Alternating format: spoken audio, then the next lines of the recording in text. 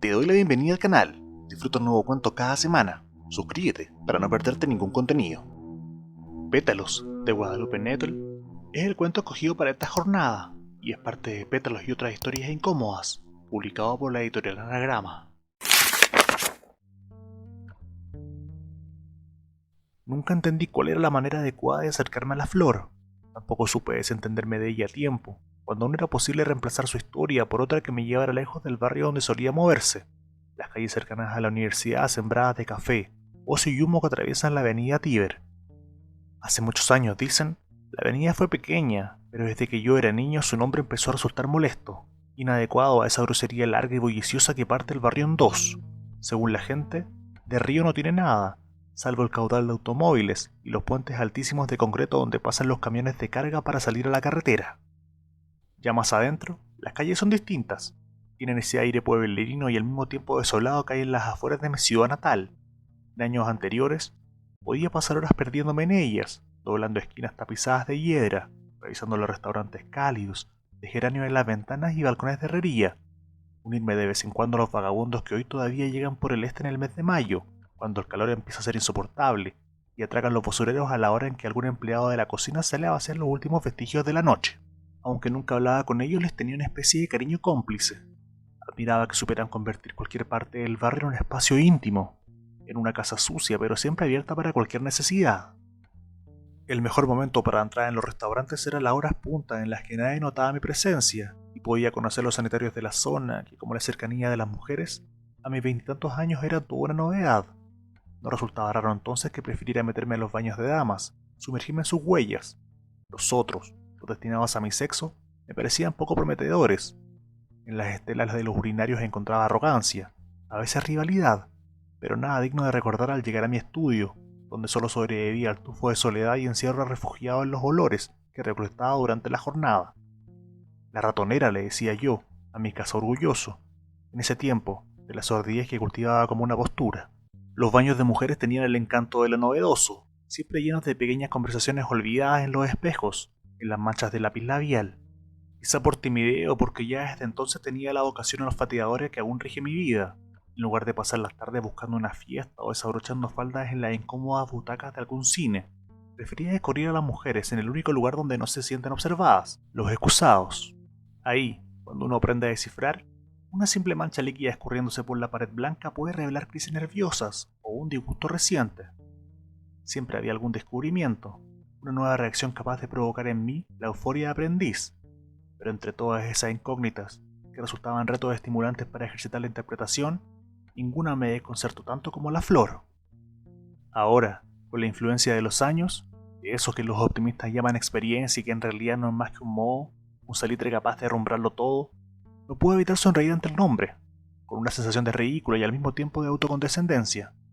Aquella tarde, cuando descubrí su primera huella en el baño del Café Colón, uno de esos restaurantes de geranios en las ventanas, nombrarla así me pareció ineludible. Había llegado al barrio por la avenida, subí por la calle del mercado y en la esquina del parque doblé a la derecha porque vi que el restaurante estaba lleno. La clientela estaba tan ocupada en conseguir una mesa que no me costó ningún trabajo entrar al baño de mujeres. El rastro se encontraba en la primera cabina y llamó de inmediato mi atención.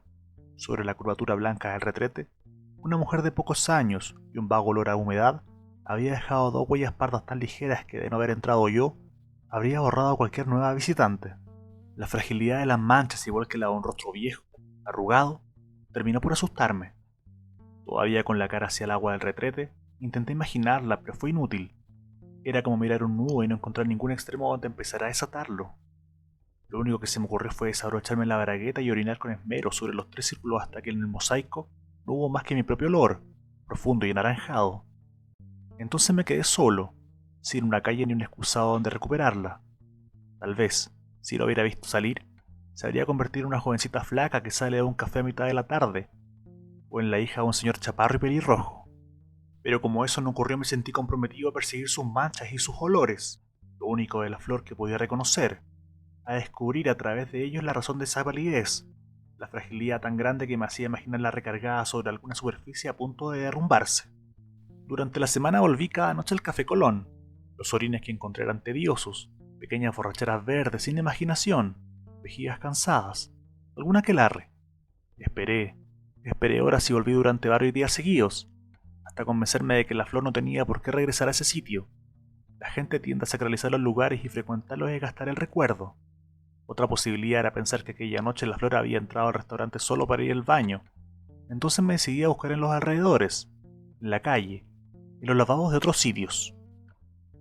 En esos días visité varios lugares. Recorrí primero las calles que bajan apuntando hacia el puente, del lado izquierdo de la avenida Tíber, si uno viene del sur al norte, la calle de la panadería. Pasé una y otra vez frente al parque. Me paré a mirar a los vagabundos que a esa hora ya tienen la guitarra en la mano y están cantando canciones en su idioma incomprensible.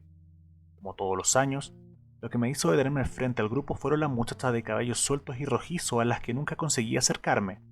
Pero ese verano, quizá por primera vez, no permanecí mucho tiempo detrás de los arbustos que delimitan el parque. Ese verano me dediqué a perseguir a otra mujer que imaginaba por fragmentos y con dificultad. Ese verano, al pasar por los cafés no pude evitar mirar hacia adentro, revisar con atención los rostros, los tonos de piel, algo, posiblemente lo triste de las manchas que había visto en el inodoro, hacía pensar que los ojos de la flor eran de un gris cenizo, inconfundible. Cuando al fin me decidía por un lugar, entraba fingiendo buscar a un grupo de amigos y al no encontrar rastros de ella me iba con actitud de sorpresa y una profunda desazón en el estómago. Sin embargo, el método resultó efectivo. El sábado antes de las 10 di con la segunda marca. La encontré en una fonda al otro lado de la avenida. Fui directo al baño de mujeres, mucho más modesto que el primero. Ahora el color de sus huellas era casi ausente, como las de alguien dormido, tal vez las de un loco. Pero el olor era muy fuerte. Sudor agrio sobre fondo de vino y ese hastío de senectud de quien está bebiendo horas extras. A pesar de todo esto y de la forma de sus manchas, alargada y escueta como excremento de pez, me convencí de que no estaba enferma. La debilidad de su cuerpo venía de otra parte. Pura borrachera, dije en voz alta frustrado, como si predijera el final de una película. Una señora que estaba en la cabina de junto gritó con voz aguda que había un hombre en el baño. Me alarmé un poco, pero decidí no hacer caso. Revisé el pestillo y detuve la vista. Un par de minutos en el fondo del retrete, porque quería aprovechar el hallazgo, pero también porque descubrí que me agradaba sentirla cerca. No únicamente como un objeto de análisis, sino como quien está frente a una aparición eventual, la suerte de presenciar un eclipse o una guerra de mariposas. Por fortuna casi no había clientes y nadie escuchó a la señora, que salió apurada al sanitario sin lavarse las manos. Poco después salí hacia la parte trasera por la ventana del fondo que había sobre los lavabos. Me senté en unos escalones cerca de la avenida, donde las fuerzas se me fueron apagando. El olor del vino podía haberme decepcionado, pero no logró tranquilizarme. Esa tarde, en medio del escándalo de automóviles, comprendí que algunas veces hay una sola puerta y que aún queriéndolo podía salir de esa historia por una ventana posterior.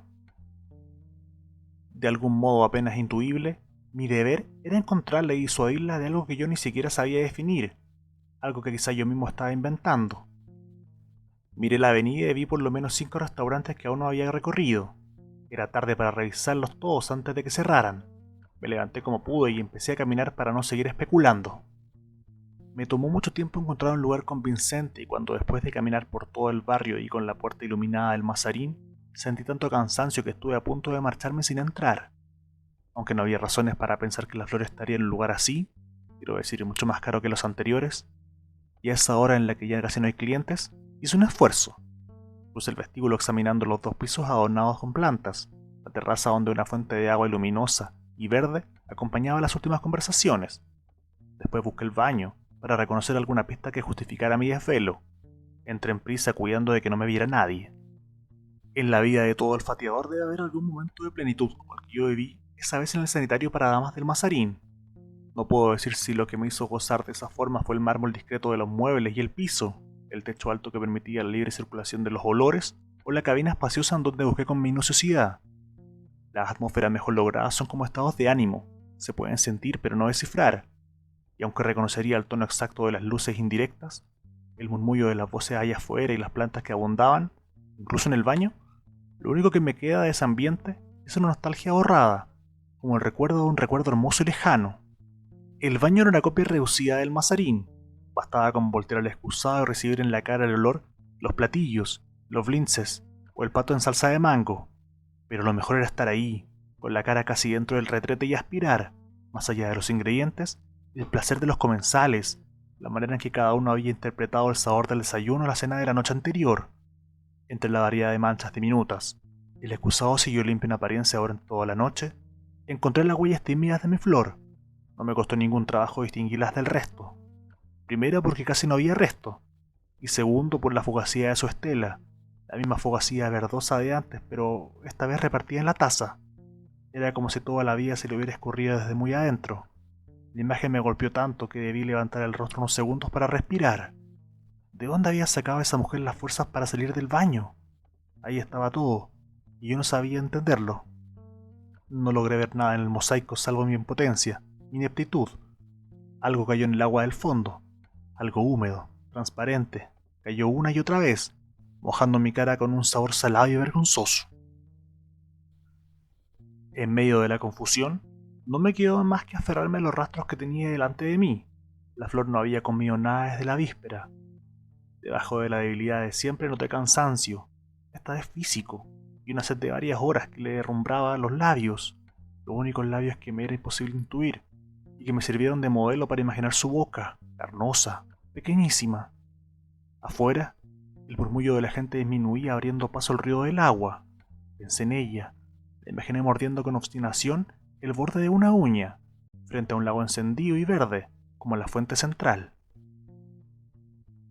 Un poco más tranquilo, volví a mirar y a levantar la cara por lo menos 3 veces. Mientras más observaba el salpicadero, el desorden se iba apoderando de los rastros y armando con ellos un caleidoscopio enloquecido. En la segunda lectura, la flor tenía varios cuerpos posibles. Tuve el tamaño de su boca, y los tonos de su orina me provocaron incluso asco, la certeza de que toda ella había empezado a pudrirse. Me levanté de golpe y salí del baño indignado, pensando que la flor merecía más respeto. Si no era capaz de ayudarla, tampoco tenía derecho a averiguar sus oscuridades. Era tarde. Caminé en dirección del puente con la cabeza hacia el suelo y esperé un autobús que me llevara a la ratonera. Esa noche lo fue más que nunca. En mi cama extrañé la tibieza de las primeras manchas y me imaginé bailando con ella en el parque, muy cerca, casi tocándonos con la nariz, mientras alguien cantaba en un idioma veraniego. La falta de tiempo me impidió disfrutar el sueño. En pocas horas, si no había ocurrido ya, iba a perder para siempre la oportunidad de encontrarla. Prendí la lámpara del buró y con la espalda apoyada en la pared, conté el dinero que tenía en el cajón para ver si, en caso de que la encontrara antes, podría invitarla a cenar con los restos de mi último salario. Me hubiera gustado tener una noche con la flor, entrar en sus costumbres, sin decirle nada al principio y después asombrarla, poco a poco, con las cosas que sabía de ella. Apagué la luz dejando que la mañana acabara de derrumbarse sobre el vidrio de mi cuarto. Por la tarde volví al Mazarín y estuve casi 1 hora metido en la primera cabina del baño, sin ningún resultado. En las manchas de los inodoros no encontré nada de ella, ni siquiera vestigio de su visita anterior. Antes de las 10, hora en la que cierran sus puertas la mayoría de los restaurantes que hay en el barrio, salí de mi escondite, corrí a la calle desesperado y entré a todos los baños que pude. Una pista, una sola señal me habrían tranquilizado. Ahora sé que en situaciones así no conviene buscar tanto, y más vale pensar antes de moverse de sitio y analizar, casi visionariamente, las pruebas que están a nuestro alcance. Pero no fue lo que hice esa noche. Esa noche revisé todos los excusados que tuve enfrente, todos los espejos, todas las huellas. En mi apresurada gira por el barrio volví a Mazarín, por lo menos 3 veces antes de descubrir que en sus lavados de mármol blanquísimo un arete redondo y enjabonado. Lo supe por el olor, por el ámbar tan pequeño engarzado rústicamente con un alambre de plata. Durante años sentí que conservaba el aro entre los dedos, que seguía jugando con la fragilidad resbalosa, junto con el agujero del lavabo. No volví a salir. Preferí el consuelo cobarde que da la incertidumbre. Había una rendija de ventilación muy cerca del techo. Cerré con seguro. A esa hora el restaurante estaba lleno. Y subí al mueble para asomarme. La escena me tranquilizó. Quizás fue la luz crepuscular, la imagen cotidiana del puente a esa hora en que el caudal de automóviles es más abundante que en ningún momento del día, lo que me aseguró que ella iba a volver por su arete. Quité el seguro y regresé a la cabina para esperar en el suelo, agachado junto al excusado. Otras mujeres llenaron el tiempo de espera. En los meses que llevaba rastreando manchas y olores, jamás había presenciado el momento de producción en que los tintes se escurren para pintar historias en el mosaico. Así que me esforcé a entretenerme mirando una escena de nalgas y faldas recogidas a circular por las cabinas contiguas, pero siempre que la puerta volvía a abrirse, las descargas de decepción se acumulaban, dejando en mi ánimo un surco cada vez más hondo. 2 horas, o quizá mucho tiempo después, sería incapaz de decirlo, la flor volvió. No fue difícil reconocerla. Su olor entró al baño antes que ella y tomó el aire por asalto. La escuché caminar frente a los espejos y detenerse por espacios dolorosos e interminables, hasta que, probablemente movida más por la casualidad que por el impulso propio, su mano fue a dar al cerrojo de la cabina contigua. La emoción me impidió asomarme. En ese momento, mientras yo mordía el arete con los incisivos bien apretados para no gritar, la flor estuvo conmigo susurrando una catarata lenta y dulce, mucho más placentera que la cercanía de ningún otro cuerpo. No sé cuánto tiempo permanecí sentado. Creo que tardó mucho en subirse sus pantalones amplios de mezclilla. Seguí escondido hasta que dejó el baño y salí un poco después cuando calculé que había llegado al pasillo. Dejamos el restaurante.